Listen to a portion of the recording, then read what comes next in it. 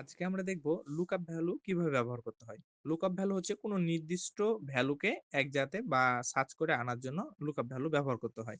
তো এখানে দেখতে পাচ্ছেন দুইটা আমার কলম আছে, একটা নেম এবং অ্যামাউন্ট।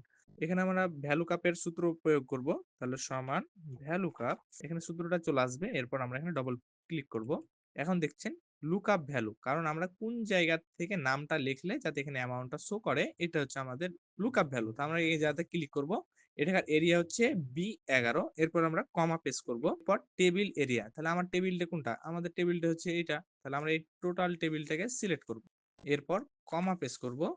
তারপর বলছে কল ইন্ডেক্স নাম্বার, কারণ আমাদের অ্যামাউন্টটা কয় নাম্বার ঘরে আছে আমরা এটা সিলেক্ট করব। এখানে অ্যামাউন্ট না হয় যদি এখানে এই যাতে অ্যামাউন্ট হতো, তাহলে আমাদের ইন্ডেক্স নাম্বার হতো 3। কারণ কি, নেম হলো 1, অ্যামাউন্ট হচ্ছে 2, এখানে যদি আরেকটা থাকতো সেক্ষেত্রে ওটা 3 হতো। যেহেতু আমাদের অ্যামাউন্ট 2 নাম্বার সেলে আছে, সেক্ষেত্রে আমরা 2 পেস করব। এরপর কমা, তারপর 0, এরপর ইন্টার পেস করব। কারণ এটা আমরা 0 মানে ট্রু, আর 1 যদি লিখতাম তাহলে ফলস। তাহলে আমরা আপাতত 0 দিলাম, দেন ইন্টার। এখন দেখছেন সাগরের অ্যামাউন্ট হচ্ছে 1450। সাগরের অ্যামাউন্ট হচ্ছে 1450।